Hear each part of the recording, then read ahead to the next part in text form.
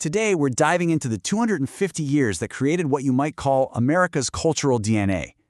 This isn't just a story about dates and events, it's about how conflict, migration, and revolution literally forged a whole new national identity. So, let's jump in.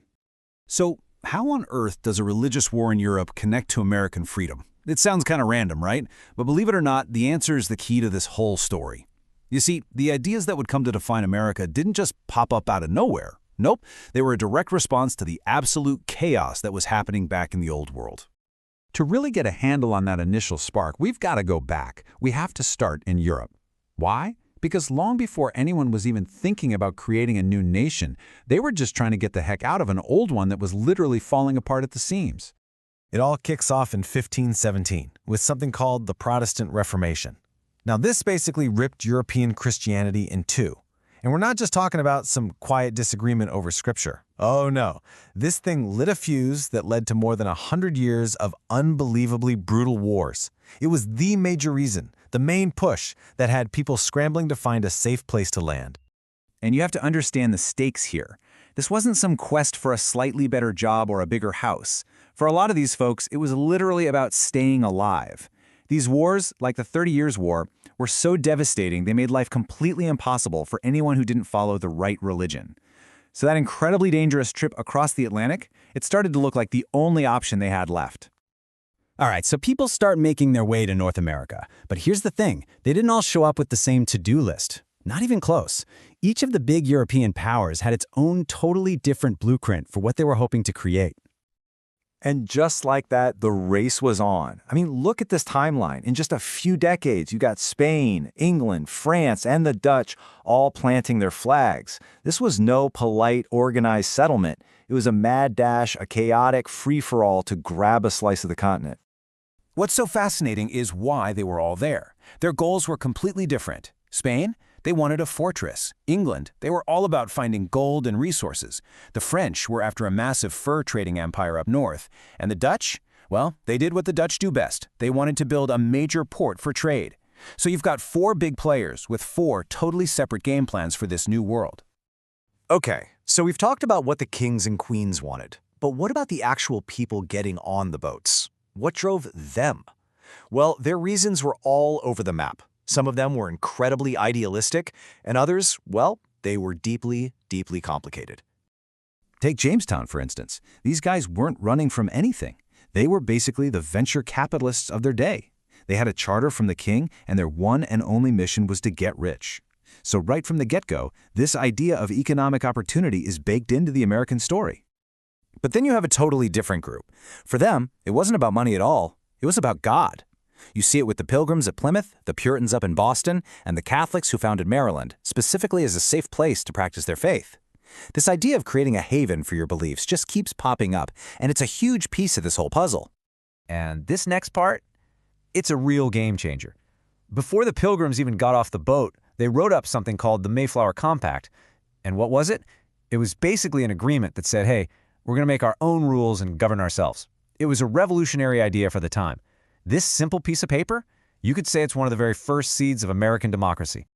But we have to talk about the dark, inescapable truth here. All this work, building these new societies, it had to be done by someone. For some, it meant being an indentured servant, working for a few years to pay for your trip over. But starting in 1619, something much more sinister took root: chattel slavery. This meant Africans were kidnapped, forced onto ships, and brought here to be treated as property for their entire lives, and their children's lives. And this is the central, heartbreaking contradiction of early America. A land of new freedoms being built on the backs of people who had no freedom at all. So for the next 100 years or so, these competing colonies are bumping up against each other. And eventually, something had to give. One power, England, starts to methodically elbow the others out of the way, aiming to control the whole shebang, the entire Atlantic coast. It really went down in two big moves. First, the Dutch took over a little Swedish colony. But then, just a decade later, the tables turned. An English fleet shows up right in the harbor of New Amsterdam. The Dutch governor took one look, realized he was outgunned, and just surrendered. No shots fired.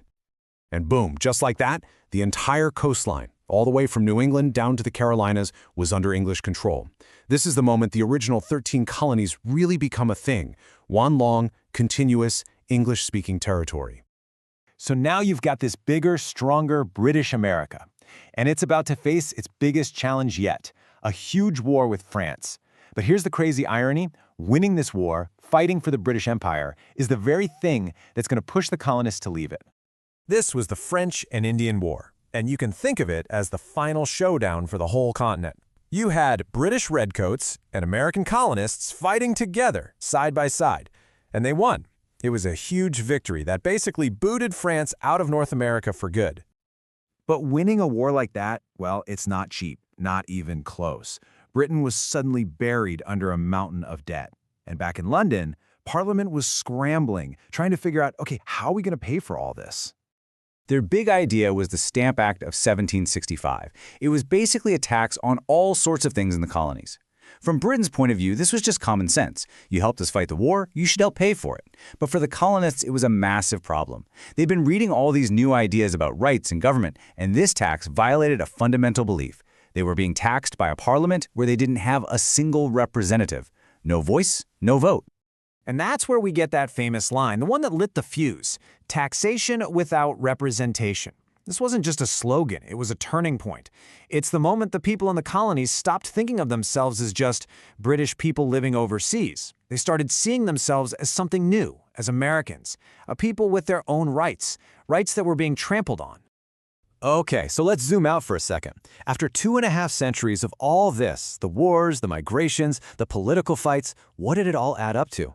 What are the key ingredients of this new American DNA that was forged in all that fire? Well, 3 big things really stand out. Number 1, religious freedom. That was born directly out of those horrible wars back in Europe. Number 2, self-governance. The idea that people should make their own rules, which got its start on that little ship, the Mayflower. And number 3, economic opportunity. That constant hustle for a better life, for wealth. That was the engine for places like Jamestown. When you think about it, the change was just massive. They went from being these scattered little outposts, basically just pieces of European empires, to becoming a single, unified society. They weren't just a bunch of English subjects living far from home anymore. They were something new with their very own identity. And you know, this story isn't just old history collecting dust on a shelf. These core values, freedom, self-rule, opportunity, they were all forged in centuries of struggle. And we're still arguing about them, still trying to figure out what they mean. So the real question, the one we're left with, is how does that 250-year-old DNA continue to shape the America we all live in today?